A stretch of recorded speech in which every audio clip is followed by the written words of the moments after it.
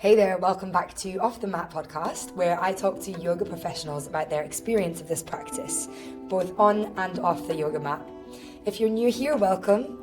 It's my pleasure to have you here. And in today's chat, I chat to Katarina Rayburn, who is owner of Kindred Yoga Studio in Southeast London. She is a total powerhouse. In fact, I remember the first time I practiced at Kindred. I had moved from Hackney to Southeast, and I still hadn't quite found my studio, my place to practice.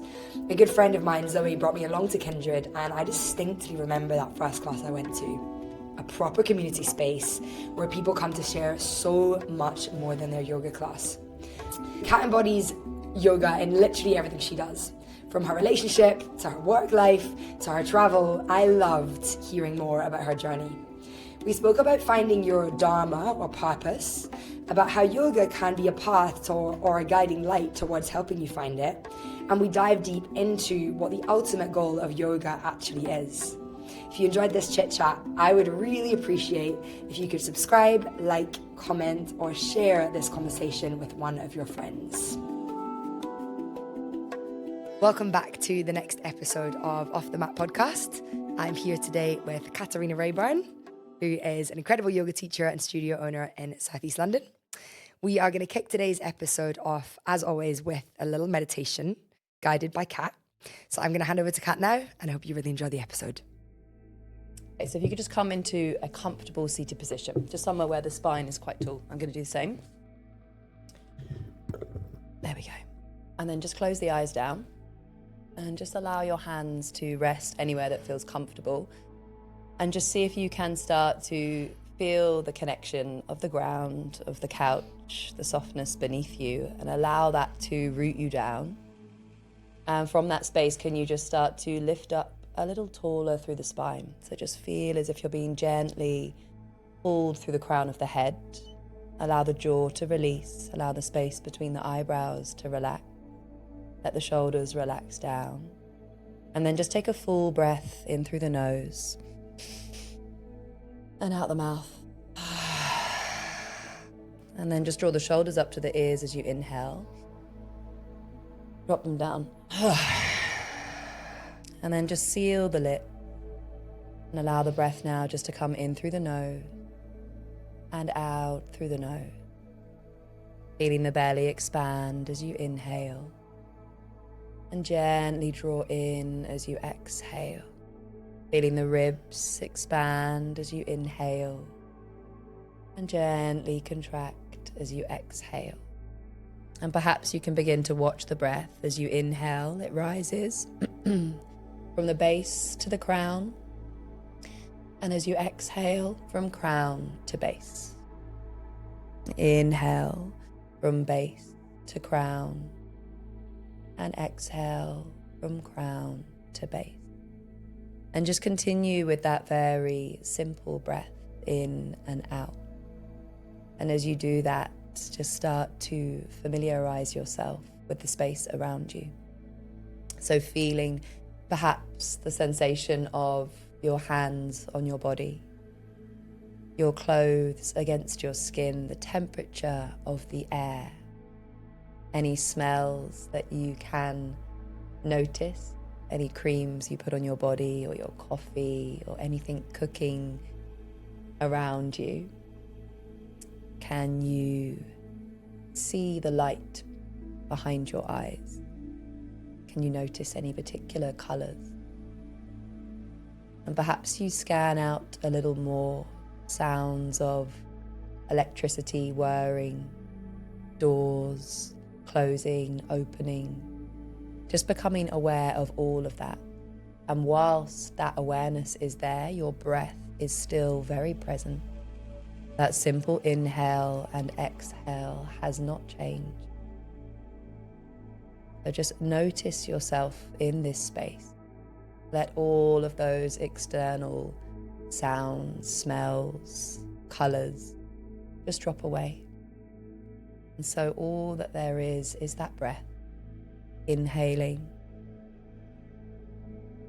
exhaling, inhaling, exhaling. Just watch the breath.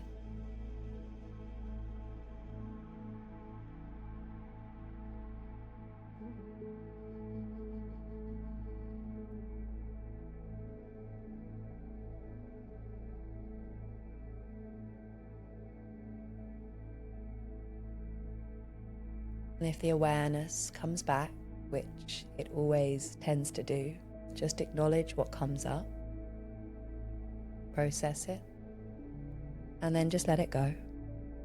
Come back to that space between your thoughts, space between the awareness creeping in, and just come back to the breath.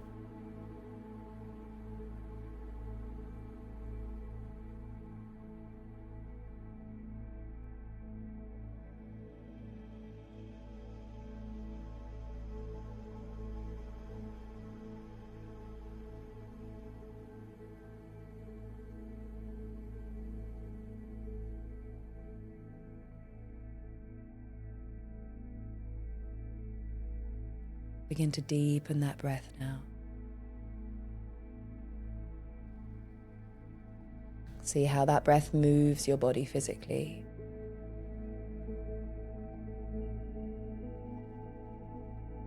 Begin to redefine the edges of your body once more.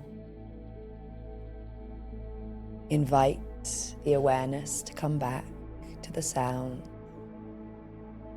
to the sensations of the physical body. And let's bring the palms together now, heart center if you like, and just begin to rub the hands together.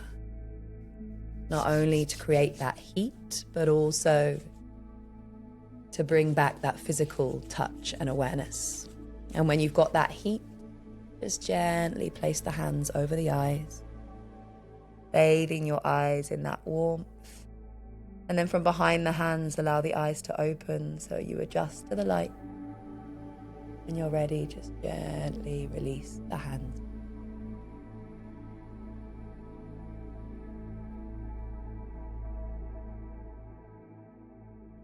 And you're done. Delightful. Thank you so much. My pleasure, Christie. So, we always like to start off the mat by getting to know our guest through their favourite snack and drink combination. So I think it's a nice way to get to know stuff about people. Yeah, I'm worried this is a little bit too basic, but never mind. So what have we gone for? I do love it. We've gone for a rice cake with peanut butter.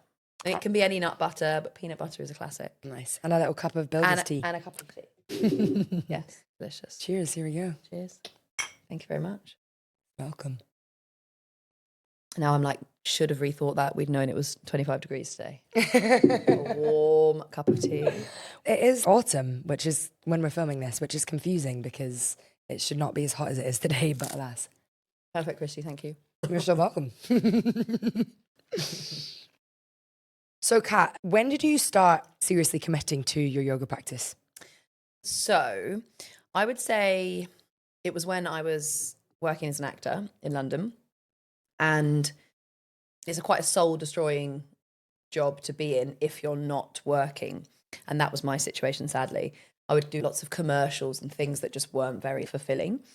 And I was working in a temp job in London Bridge, as well as waitressing in lots of restaurants, doing lots of promo, not really thinking much about mental health or physical health. I think I was young and you feel quite invincible. And I was just like, just going about my day and getting the odd acting job when I could. And I thought I felt fine. And I was like, I'm healthy, I'm happy. And then a friend of mine said, oh, you should come to this class. And it was Frame in Shoreditch. And at the time, this must have been in around 2011 or something, there wasn't really a place you could go to for like drop-in yoga. I think you could either go to your gym and there was yoga, or you had a membership somewhere, or you would go to the Iyengar Institute or something like that. It wasn't like a drop-in. And so Frame was a little bit of the pioneer of that at the time. So I started going to this class on a Wednesday afternoon in Shoreditch Frame, which was their first studio. And I went with my friend for the first few weeks. And then I was just like, what is this? This is amazing. Like, it's the first time that yoga had really hooked me. I'd done it over the years at a gym, at my university. When I went to drama school, they did sort of movement, but they didn't call it yoga. But now I know that some of those shapes we were doing were yoga. And I just basically wanted more. And so this class, because it was that tended to be the only time I could do, but they would do back to back. And that particular teacher would literally teach the exact same class back to back, but I just did that. So I would do those classes. And it was just on the label, on the timetable, as power yoga. And it was exhilarating. It wasn't the kind of thing I'd experienced in a yoga setting before. And then around that time, I was living in South London and Yoga Eyes opened. And that was like the only studio in South London. There was a Yoga Haven in Clapham. That wasn't really near me. I was southeast. And so that opened. And then I just started going maybe 5 or 6 times a week, got a full-time membership there, got my now husband Jules into it. So he started going with me and I just felt amazing. I don't think I'd ever had that sort of a feeling after having done I don't know, because it's not, I wasn't really thinking of it as an exercise at the time. It was a community. We would go for coffees afterwards, we'd go for a juice. And it was like the beginning of this kind of explosion of wellness or whatever, I think, for me, definitely, and also of the time. And it was I don't know, I feel like pre-social media really putting yoga into our sphere. And so it felt quite new and exciting. And I was hooked basically and was going to a couple of teachers that I really loved. And I said, what's next? I've been doing this 5 times a day. 5 times a day. 5 times. I definitely did do it twice a day though sometimes. I was like, yes. 5 times a week, like for a long time. And I was like, what's next? And she was like, oh, well, go to a workshop, like start thinking about what part of this you're really into. And then I was like, and then what's next? And she was like, you can do a teacher training. And I was like, oh, wow, okay. And I'd already done a physics degree. I'd already done drama school. And I was like, can I do another avenue of learning? And obviously the cost of what that involved. And I was just like, oh God, my parents, what are they going to say? And then I was a bit like, okay, third time lucky, let's do this. So applied for this yoga teacher training. And I just Googled yoga teacher training. And the first one that came up was Yoga London. And because I was working as an actor and working different jobs, I didn't want to go away anywhere. So this was just like a training. I think it was over a year, the course of a year, weekends. I remember going to the open day. I think it was at the Buddhist Centre in London Bridge. And then I think once I'd applied for it and I put the deposit down, it was then very much, this is what I'm doing. So then I started talking more to people about teacher trainings. And then it's like, why am I doing this random teacher training rather than doing the teacher training of the teacher who I loved? So then this job that I was doing was no more. And I suddenly had this like window of space. And she was like, look, the teacher training I did, they're running one in Goa. It starts in March. And this was around sort of December time. And I was like, okay. So I spoke to Yoga London. They were like, you can't get your money back. And I was like, doesn't matter. I'm just going to do it anyway. I feel like this is for me. I've suddenly got this window of opportunity. I'm going to go. So I just did it, went to India. It was a full training all in one go. So over a month. And then got back. I've gone past the question you asked now, but I'm now into how I did the teacher training. But like, then got back and I didn't go back. I was waitressing at a restaurant in Peckham and I still had this really lovely apron that they'd given me. And I was like, oh, I'll be back when I get back from India. And then just didn't go back basically. And then started teaching like full time straight away. I think I had a month worth of savings to like pay rent and do things. And I was like, I'm just going to make a go of it. And then the agent that I had, she was like, I'm moving to this new agency. Do you want to come with me? And then she was also coming to my yoga classes for the first few months. And it just, the balance changed for me. And I just was so happy and content and not stressed or feeling this constant anxiety around getting a job, but also that being so much for me at that point about how I was physically.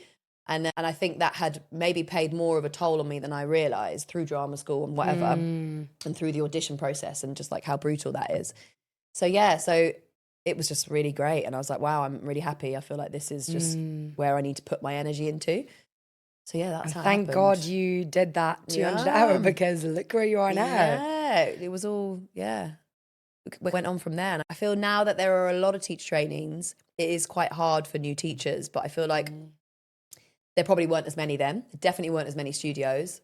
Like More Yoga didn't exist. And that's a lot of studios and a lot of work for teachers now, which is great. But then, although there weren't as many studios, there probably weren't as many teachers. And it was quite a small community. I'd really invested a lot of time into it before the teacher training, so that when I got back from India, I had a lot of people being like, do you want to cover my class? Or come and do this, audition here. And it wasn't quite as hard as it is now, I think, for new teachers and any teachers in general, really. And I think for me, the big thing was starting like my community class that I did. So I did that every Tuesday evening and every Saturday.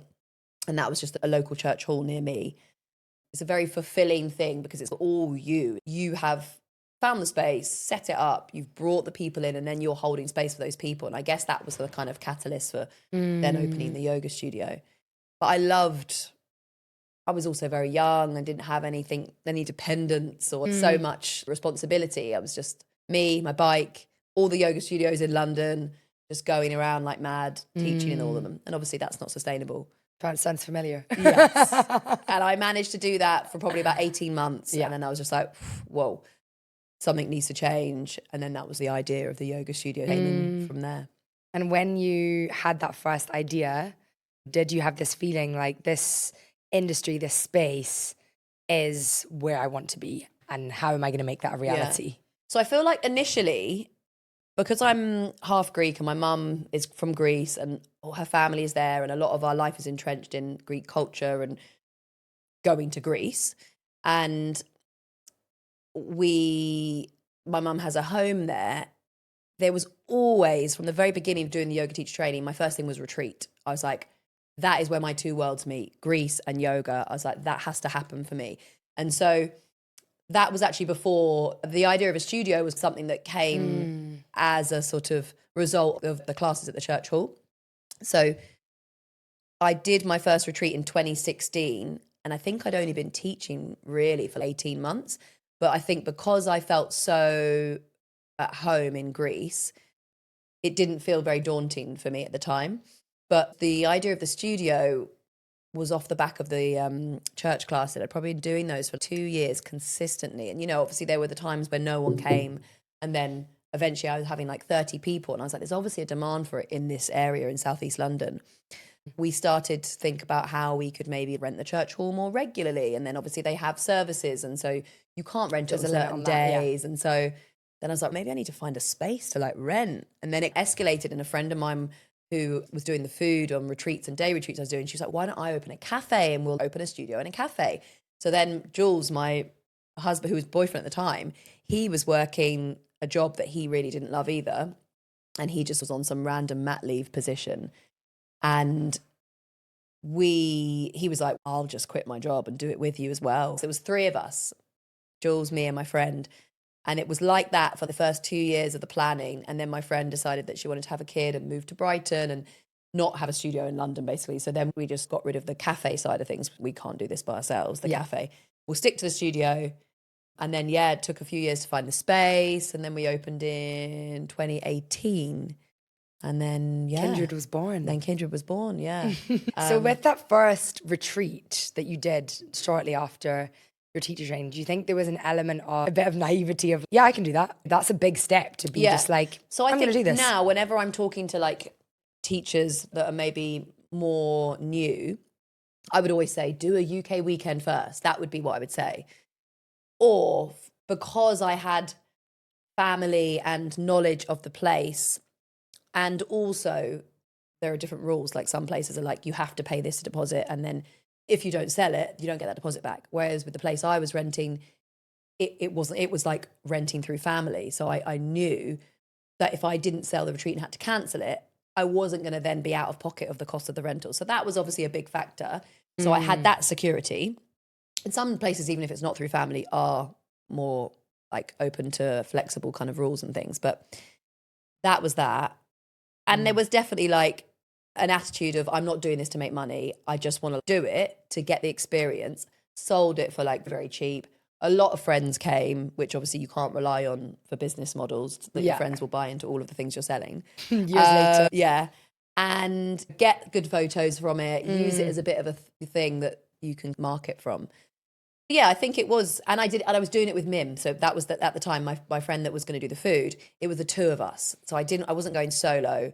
She was cooking the food, and at that point had no kids, so Jules was coming along for the ride as well, and Mim's partner was also coming. So it was like 4 of us. We were like, what can go wrong? We've got this. And it worked, and it did go well. Like, luckily, touch wood, like I had a first good experience of it. Good. Do you think that, I'm just thinking back to when you were talking about acting school and mental health being a bit more up and down, and then coming into your yoga practice to then saying, okay, cool, I'm going to do something like a retreat, which is a big serious step. Do you think that your yoga practice helped you with your mindset during that time Yeah, I guess it would probably be fair to say that my different sort of iterations of my life, like the physicist, that for me never really sat as an identity for me. I was very much doing that because I felt like it was the thing I should do because I was good at maths and my dad did physics. And I was like, I think I had a little bit of this feeling of thinking that if I just went straight to drama school, people would think less of me, which is stupid now. I can see that. But I was like, I'm going to do this physics thing just to be like, screw you, I've got a physics degree. So I did that and didn't really find my people or my vibe. It wasn't people that I was meeting through my physics degree. And because of that, like, I ended up just working in bars and things and had a wonderful time and just had really bad attendance at university and didn't definitely make the most of that. And then after that, with drama school, which was very much the thing I wanted to do, and did find my people and did have an incredible experience. But I feel like the other thing that what wasn't there for me with that is that it didn't afford me a lifestyle that I wanted for myself. And I think starting to do yoga and in that way, mindful movement, it just very much made me feel that I wanted a life for myself where I wasn't constantly anxious or I wasn't worrying about how I looked or what physically and things like that. And it was just easy. And I was very lucky that it worked. Like, I could see that I could make money. At the beginning, it was just enough to be able to pay your rent and things like that. But I was happy to go to work. And I've never had a proper 9 to 5, so I don't really know what that's, but I'm sure that there aren't always situations where you're happy to wake up and go to work. And it was like that. And I was like, wow, I get to do this for a living. This is crazy. I feel good. I'm getting to also look after myself physically. I'm not anxious anymore. The people that I was spending my time with was so diverse and rich rather than just being in this kind of like actory bubble. It really gave me so much more than just going to the yoga studio. And then obviously because that then expanded out to retreats and to the studio, that kind of community just got a bit bigger. It gave me confidence for sure. In terms of your question, I've definitely felt for the first time that I was doing what I was supposed to be doing. And so therefore I think that's why I was like, I can do a retreat. I'm going to do this. I'm going to open that.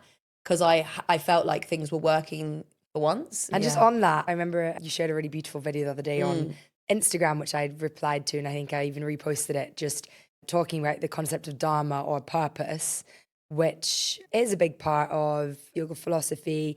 And what you just said there is, I felt like I was doing what I was supposed to be doing. That's a theme which clearly has continued and run through to where you are now. Yeah. I just want to hear you talk a little bit about the concept of Dharma. What is that? Where does it come from if someone hasn't heard of that before? Yeah. So Dharma, not the style of yoga, because there is also the Dharma style of yoga, but Dharma as the ancient philosophy in yoga is this idea of your righteous path or the path in which you are living by a code of conduct or morals that are true to you. And I think, and we talk about this a lot on the teacher trainings that I run, it's not something that is just like, my Dharma is to be an actor. The Dharma is what it is that you are giving through the tool of acting, right? So that's why it's not suddenly like, I'm going to quit this job because it's not my Dharma. It's very much about how can you find that Dharma through that job. I said that on that post, that I feel like my Dharma is creating community and bringing people together. And I don't have to do that through yoga. You can do that in so many other ways. But I have found that I can do that through yoga. And maybe if I couldn't have done that through yoga, I would not have been able to continue being a yoga teacher because something would be not aligning for me. And I would have to find another tool in which to do that, which is the Svadharma, which I mentioned in that post. It's hard because it's very easy to be like, I want to be this. And then you get to it. And I guess maybe I could say that I wanted to be an actor. But in that, I wasn't being able to bring people together, or I wasn't being able to create community because I was always not getting through those doors or however it was. But so that didn't continue for me. It wasn't a path I could continue down. Sometimes you might never actually be able to pinpoint that thing. And I think, yeah, it's hard. And I'm, again, I want to talk from myself, but I feel like Jules won't mind. talk from him a little bit, that's something for him that he really wants to work and struggles to try and figure out for himself. He's never been like, I want to be this. And so therefore you just try things out until you feel like, oh, this is what I'm meant to be doing because it is resulting in this. And yeah, I think it's tricky. And yeah, I think it's not the end goal of the job, the industry. There's threads come through different things and it's all transferable. So when you say you worked in hospitality and in the drinks world, I've had a very similar path in that world. And that's absolutely about community and bringing people together to feel good. And it all runs through all of the things. And so exactly. So through your life, your svadharma is going to be changing, but your overriding dharma, ideally, if you feel like you're in a place of harmony, hopefully that's what it would be. But yeah, I think you can do those 9-to-5 office jobs. That's probably what gets people out of bed to be able to do them and be like, actually, I do really love this because whatever their dharma is, they are being able to do that through their 9-to-5 job. So it doesn't have to be, I get to travel, my job is creating art and all these things that sound really idyllic. It can be something pretty normal that is still, makes you feel great. Yeah, exactly. What would you say if I know you have 2 little ones, when they're older, for example, or maybe for someone listening to this who, is in a position of feeling a little bit lost or a little bit, I have no idea what my dharma is. I have no idea what I'm supposed to be doing. And I'm maybe in a place where I don't feel in alignment. How have you coped with that in your life? Or what advice would you give to your little girls when they're older, if they were in that place? I think for this, and this is probably something that I've only really started doing more recently, although I've definitely said to people to do it and it's come up throughout my life, like over the years, whether it's journaling or writing things down, definitely for me, that helps to see things on a piece of paper almost. And again, I'm talking about someone else here, but my sister, I know she won't mind me saying that, she's helped me a lot with that sort of stuff. And she has explained to me how it's worked for her. So it's, okay, you had this job that maybe doesn't feel like it is aligned, but what parts of it or what moments did that feel right? What were you doing in that moment when you were like, oh, actually today was really fulfilling, or that felt really good when I did that thing? And so I think it's like trying to find, or even if it's not at work, it's like something you did afterwards, like with someone, friend or family or whatever, or something you sent to anything that is an action. And this is where this like idea of karma yoga comes in. It's like something you are doing selflessly or something you are giving out rather than taking.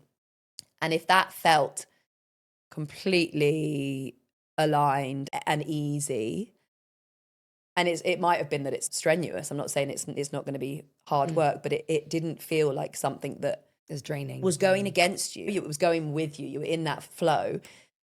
Write those things down. And I think it's then, where can I find these things in a job? Or what tool can I do that's going to make me feel these things? I think it's like trying to break it down rather than thinking about the job first of all. It's, what do I enjoy? What do people connect to? I think, but some sort of writing down, and whether it's journaling or mind mapping or like things that make you feel in that way. I don't know if I could get my little kids to do that now, but I think they're still a bit little. They're not going to be writing things down. But yeah, it's nice to know what things make you feel good. Especially like I'm chucking them into all of the different clubs and seeing what they say. And what do you like this one? How does that one make you feel? But yeah.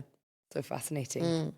Kat, I want to talk about yoga as a practice. What I'm trying to get at in this podcast is to help people connect on a deeper level to their yoga practice. So I think, especially in the West, we come to yoga often from a very physical standpoint. And then when you get deeper down this sort of path of yoga, you start to maybe feel a deeper shift inside or a more connected benefit to you, to your practice, to people around you. And I'm trying to get at how that happens and what a yoga practice is when you're not on the yoga mat practicing asana. According to yoga, or according to you within your yoga practice, what do you think is the ultimate goal of yoga? I was having this conversation when we're about to go into this 300-hour training now. There are 2 semi-contradictory explanations for that. One being like the kind of etymology of the word yoga, right? Like it means to yoke, to come together. And there's another school of thought, which is that it's actually the path of liberation, of like actually leaving the physical body, which is obviously not the coming together. So I think It's a bit of the both of that. And I think the initial thing when people probably start to practice for longer is that it then becomes not just a physical thing, right? It becomes, whether it's an energetic, emotional, mind, or some sort of release reaction from the practice, which they can't explain. And obviously I've had that. I'm sure you've probably had that as well, where you're like, whoa, where did that come from? That wave of emotion. And it's like for me, the way in which we move that makes it different to just doing some like poses, right? And that's what I was doing in my drama school. They would say, this is pigeon pose, do this pigeon pose, but there's no intention in the what I was doing or the why I was doing. There was no connection, mind, body. And I'm quite a sort of scientific-y, because of the physics degree. I went like the mind, the body. So if I'm saying head and body, and the thing that is connecting them is the breath, which goes through the throat. And so for me, it's that literal like connection of the mind and the body through the breath.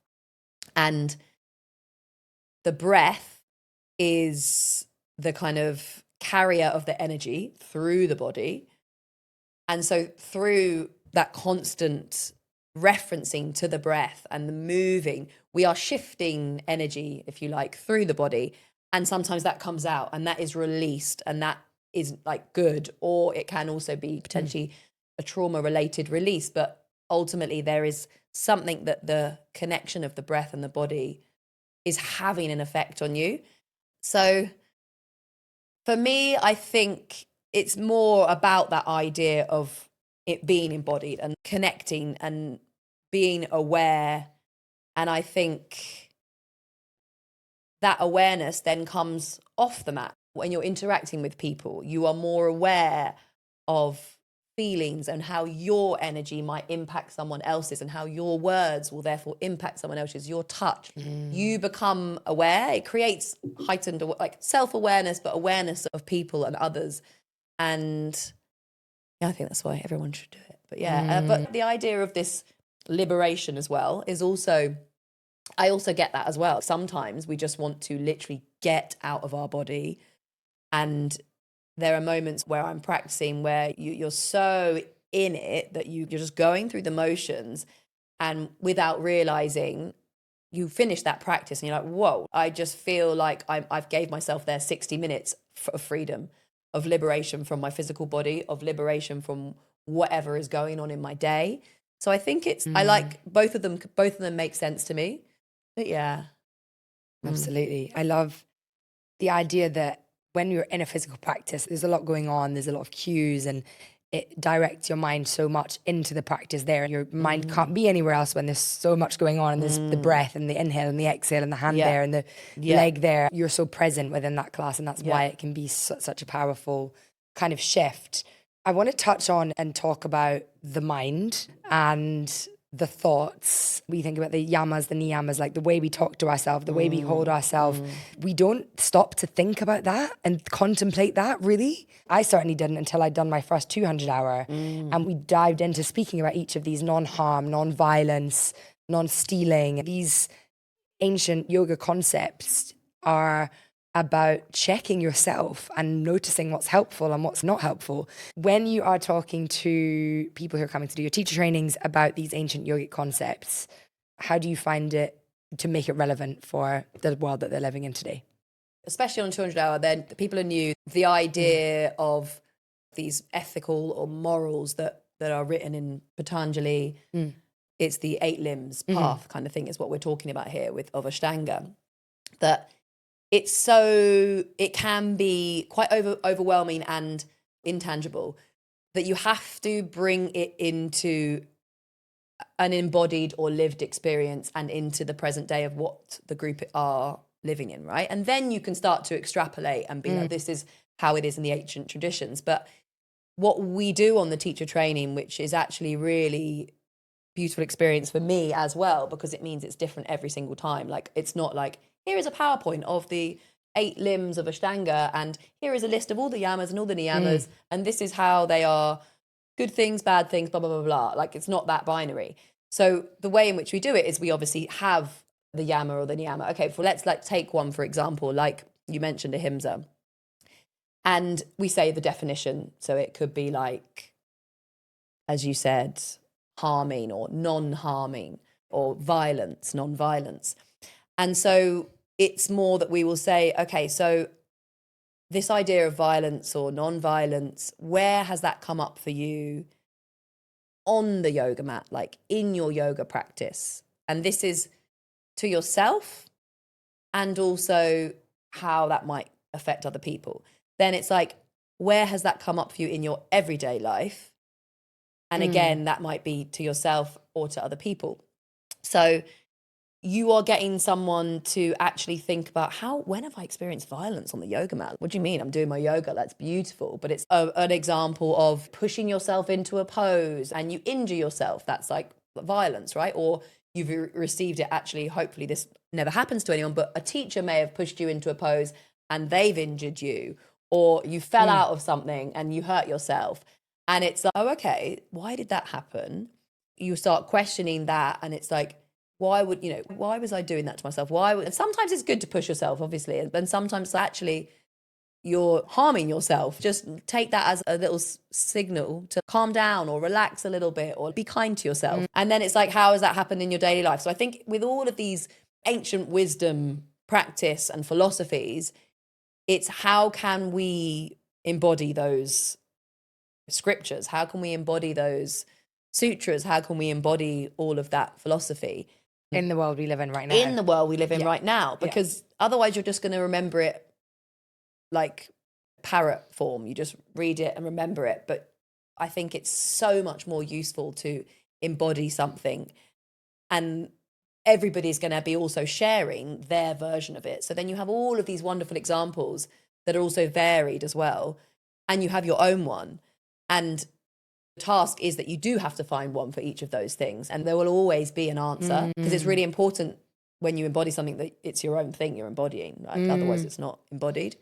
But isn't it fascinating, this ancient framework of the 8 limbs of yoga, it can be completely relevant for anyone in any given moment. And you can use it as a framework for how to live your life, essentially. Yeah. And I do think there's this such funny thing of you come to yoga and do a 60-minute class on the mat. And then as you dive deeper into the practice, it becomes a way of life, or it can become a way of life and a framework to check yourself and understand, how can I actually be the best version of myself? Yeah. It's pretty crazy. So you have your 2 little girls, your partner Jules, your husband Jules. Kat, I want to talk about how you bring your yoga practice off the mat personally, with relationships, with your family. Yeah, when you're not on the yoga mat, how does that manifest in your day-to-day life? Yeah. I feel like, without being like a massive cliche, like everything, because my life is so connected with yoga, because me and Jules run the yoga studio together. It's like a family-run business. I practice yoga, I teach yoga, I do the teacher trainings, I do the retreats. Like, there's no other sort of side hustle that's going on. And it's a conversation that's constantly in my house. My kids see me teaching yoga. My kids are at the yoga studio. My kids go to kids yoga. It's very much always there. And I think, whether I like it or not, I'm teaching these concepts, and these concepts are in my head and are in the way in which I will question things and the way in which I will reframe things. And I think it's definitely changed from when I very first started. I think I was very much like head first into it, was like, I am going to just live by all of these things to the acutest way possible. I'm going to become a vegan. I'm going to stop drinking. I'm going to do all of these things. And I think, again, this might be quite a common thing that happens to people when they first find yoga, especially if they find it in their like early 20s, when things are extremely like changeable and a lot of stuff is going on life-wise. But then it's now almost gone full cycle. I ended up harming myself through being vegan. Like, it didn't serve my body. I am losing sight of myself through maybe just saying that I'm not going to drink anymore. Like, a part of me that I can often find a lot of joy in, and not that socializing has to be around drinking. I don't drink loads. I'm making myself out to be a big drinker. But it's like, I'm then like, what? Was that true to myself, or was I just doing that because I thought that's what you had to do to be a yogi? And so I think it's just about it's always being open to just being open anyway in general, I think is really important to like to the way in which you are to yourself and the way in which you carry yourself. It's not necessarily going to be perfect and it's not always going to be right first time. And to be able to be like, oh, hold on a minute, I'm going to do that differently next time. And like even with the teach trainings that we run, like every year it's slightly different.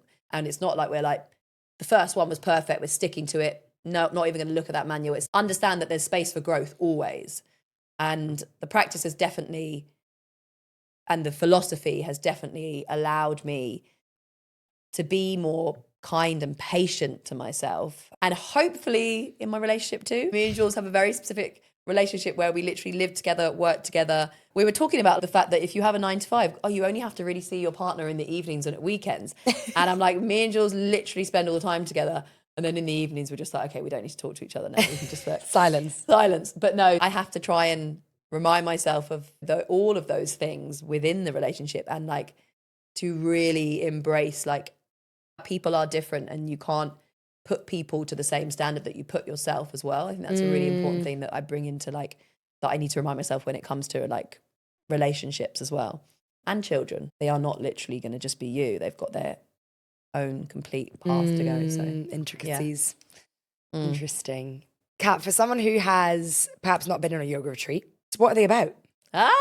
What's a retreat about? A retreat is about immersing yourself in hopefully a beautiful setting, eating delicious food, and obviously getting to do yoga multiple times every day and bringing people together that have a shared interest, which I think is also a really nice way to connect with someone if you don't know them. And for me, it involves taking yourself, and for the people coming, taking yourself out of your normal setting, right? So whether that's going to somewhere else in the UK or somewhere else in the country or into a different 4 walls, it's about changing where you are. And that kind of gets you out of your normal habits. And that is also another kind of thing that we talk about a lot, is that in yoga philosophy is this idea of like habits and like perpetuating the same thing if it's not serving you.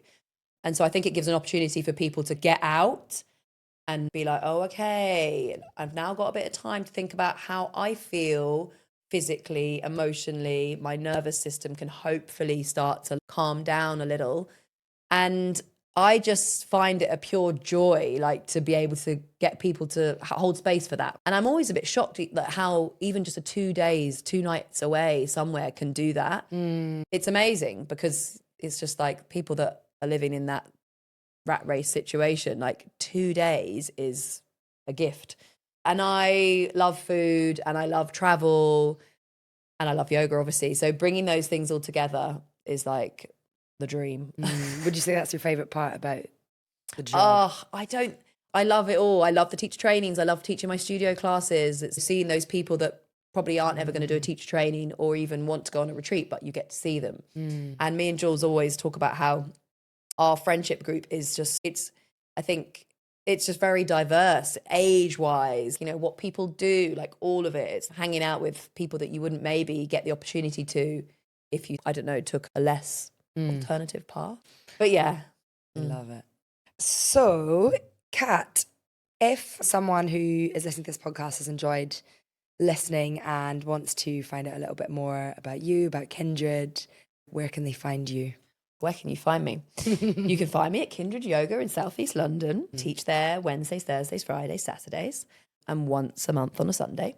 I do 7 or 8 retreats a year, the UK, and I always do my twice a year in Greece, and then I choose some other countries that I'm interested in visiting. I run lots of teacher trainings. I'm just generally in London for chats or whatever. Yeah, I'm always around for a chat. I'm very, very happy to talk about anything. Amazing. And for equally someone who might have maybe had a little curiosity spark from things that you've shared or spoken about. Yeah. I think it's really helpful to have a think about places that you would direct people to learn a little bit more if they are interested in yoga and want to maybe dip their toe in a little bit deeper. What's your favourite places to come back to? So I was thinking about that, and I think this obviously comes with the caveat that it's an expensive thing to do teach trainings. But for me, even though I'm been teaching for well over 10 years, I will always do a teacher training at least once a year or every other year, kind of like kid dependent. But obviously that's a very fortunate thing for me to be able to do. But I think that equally going to teachers that you really connect with, you can learn so much from them. And if you're talking like specifics, if you specifically want to get into philosophy, you can obviously get into the heavy books with the Bhagavad Gita and things like that, Patanjali Sutras. They're not super heavy. They're actually more accessible than some of the other more ancient texts. But they're also good podcasts. Like Yoga Journal has interesting podcasts about very specific parts of the Hatha Pradipika book, which can again make it a little easier to digest. Yeah, I think for me, it's like talking to people. Like I find like that, which I guess is why podcasts are one of the things, you're listening to people talk about things that they're passionate about. But I think, yeah, if you're interested in something, it's put it out there. Be like, oh, I really want to, and I feel like it comes to you somehow. Like you have to put that thing out there. But yeah, I don't think there's one particular thing that I've really gone to. For me, it's definitely people, whether that's learning from someone in a teacher training setting or talking to people and like sharing knowledge. Which kind of circles back to how we started the conversation about bringing people together in community. Yeah. That's obviously how you are and how you learn and how you share. And that's I think that's why yoga studios are so wonderful, because if you're traveling somewhere, I think it's a really nice way, if you don't know anyone, if you're into yoga, go to the yoga studio, and then 9 times out of 10, a welcoming space, and you can meet people and you know that there's that one thing that you're all into. So it's a nice little icebreaker. I always did that when I was traveling. Yeah. Just pop in. Always meet nice people. Exactly. Nice, Kat. So we're going to move on to the very, very last bit of this podcast, which I like to call Final Flow. And we're just going to do quick, short fire questions. Ooh. What's your current favourite yoga pose? Oh, interesting. What came to mind when you said that was Ardha Chandrasana. So maybe I should go with that. Half moon pose. Half moon pose. I do love it. All the variations. Yeah. What's a specific asana that you're working on right now? That's so funny that you just asked me that, because I have not been working on a specific asana for a long time, like not a particular one. I haven't really been like, oh yeah, I really want to do that. But weirdly, someone sent me this video of this ridiculous asana, which I can't even remember the name. I think it's called Brahma Vijnana or something. I will send it to you so you can fact check that. But basically, I attempted it for the first time yesterday after I went to the gym, and I was like, I've never felt like, she sent it to me maybe 3 months ago. She's like, Kat, this is one for you. And so I decided to try it yesterday. I'm not ready. I'm not there yet, but it's wild. Wow. I look forward to seeing it. Yeah. So, we'll share that in the show notes as well. You can all have fun having you go at that at home. Yeah. Okay, what's a dream retreat location that you haven't been to yet, country-wise? Okay, so actually this is also interesting because someone just sent me a link to, is it Sumba Island? Where's that? It's Indonesia. Oh. Yeah. I've done Bali, I've done Thailand, I've done like that part of Southeast Asia. I'm doing Japan in July. I do want to go back to Central America. I've done Panama and I've done Nicaragua. And I've been to Mexico, but I've not done a retreat there, maybe. I don't know, honestly. Yeah, that's how I do it, though. I'm like, where do I want to go? Yeah. Where's the next spot? Also interested in the idea of doing, like, Philippines or, like, Vietnam or Cambodia. I don't know. Anyway. All over. All the places. What is your guilty pleasure on TV? Guilty pleasure. They're not too guilty. Like, maybe a few years ago when I was pregnant with Effie, I was watching a lot of Maths, Married at First Sight, Australia. That is a guilty pleasure. Yeah, that one is, but I haven't watched it for a few years. I've been too busy. Yeah. I'm trying to think if I've watched any more trash. No, that's definitely the one. Okay.